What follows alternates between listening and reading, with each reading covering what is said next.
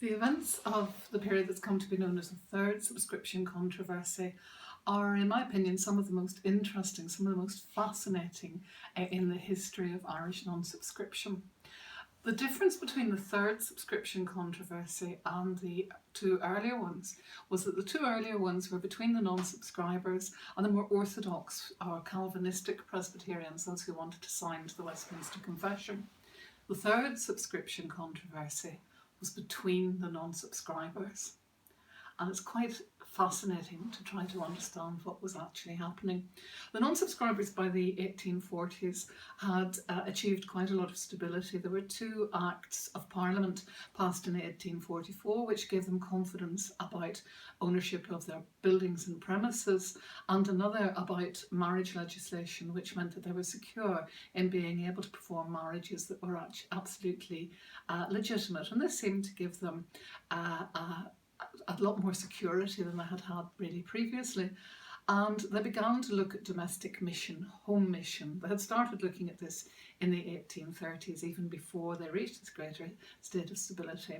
And toward the end of the 1830s, they acquired a building on York Street in Belfast, and they turned this into a church for what they called at the time the humble shopkeepers and mechanics of York Street. And I think this is absolutely fascinating because it gives us an insight into social attitudes to church going at the time.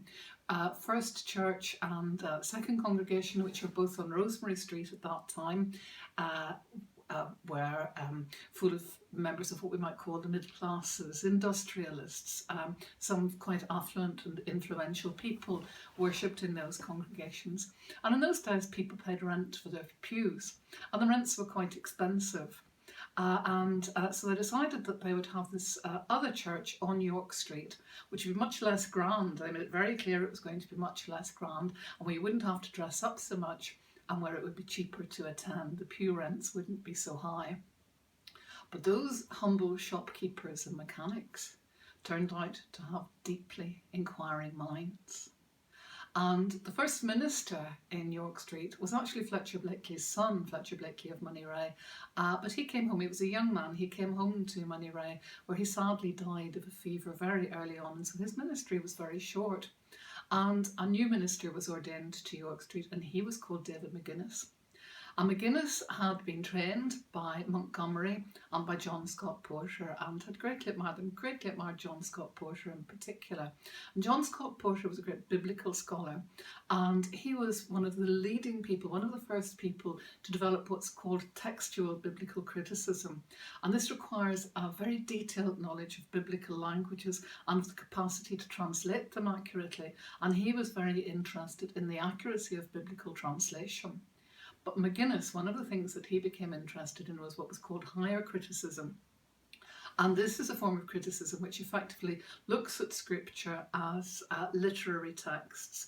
And perhaps one way we might put it is that it looks at the symbolic qualities of scripture, the literary qualities of scripture, and deriving meaning through these symbolic qualities rather than through the absolute literality of the translated text. So we find a separation in these two sets of criticism. And McGuinness was influenced by ideas coming from Germany, and he was also interested in theological ideas coming from America, most particularly the ideas of a man called Theodore Parker. Now, for us to understand this better, we need to think a bit about the type of theology that the non-subscribers had at this time, because actually what we're looking at in some respects are differences of degree, differences of approach, and differences of interpretation.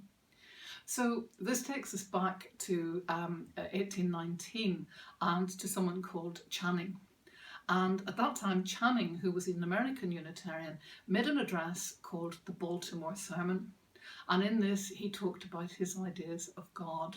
And he talked about a loving and forgiving God, not a wrathful God that people had been inclined to conceive before, a God demanding punishment. And this is tremendously important in relation to what's called the doctrine of atonement, and beyond that to the doctrine of the Trinity. In the doctrine of atonement, to put something very complex extremely simply, the idea is that Jesus must sacrifice on the cross, and must die in order to satisfy God the Father, who has been wronged because of original sin, because of the actions of Adam and Eve. And this integrates Jesus into the Trinity, because the only thing that can make this acceptable is if God sacrifices himself. And so this wrathful God must be appeased by the death of Jesus. But if when Channing started particularly to emphasise the loving nature of God, this threatened doctrinal approaches. Now, one thing we might want to remember is that Channing himself was influenced by a man called Francis Hutcheson, and Hutcheson came originally from Northern Ireland. So none of these things are as straightforward as they seem. These ideas are all floating around and influencing people and having an impact on what they think. And Channing greatly influenced the Irish non-subscribers. So, for instance, we find the wonderful William Bruce of First Church advising that if a careful reader were to go and read scripture, they would find none of the frightening doctrines of Christianity there. They would find instead something that might lead them to a sense of mystery. And Bruce emphasised mystery and of the fact that it was really impossible for humans to be able to extend themselves to understand the mind of God. And this idea is built on by Montgomery when he writes the Creed of an Arian in 1830. Now, we need to be very aware that Montgomery is being tremendously ironical here. He's writing about a creed. Non-subscribers don't sign to creeds. But the point there is, of course, that every time you say, I believe something, you're expressing a creed. To believe in God is effectively credo, to have a belief, I believe. And so Montgomery was stating his own beliefs. But the issue for non-subscribers is that no one else had absolutely to sign up to those. They were Montgomery's beliefs, and he held them throughout his life. And Arian, well, because of course Arian heresy, he was marking himself out as a heretic there. But actually, theologically, Montgomery was very clear and stated elsewhere that he didn't consider himself to be an Arian. He considered himself to be a Unitarian. So we can see that he's using this title in a very ironical way.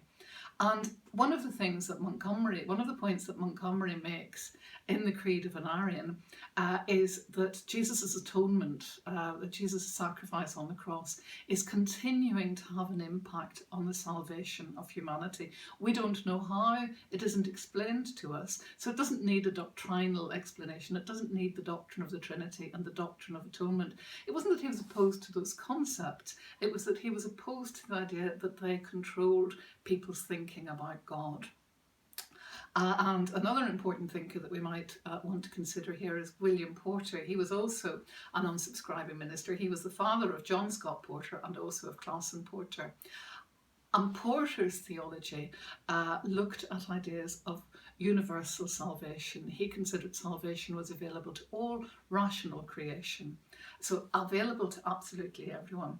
And he saw the afterlife as a process of continuing purification, continuing to try to approach nearer and nearer to God in the spiritual life after death. So those are the main ideas of non-subscribing theology at that time. The thing about David McGuinness was that he wanted to go further, and the consequences of that are what we'll explore next time.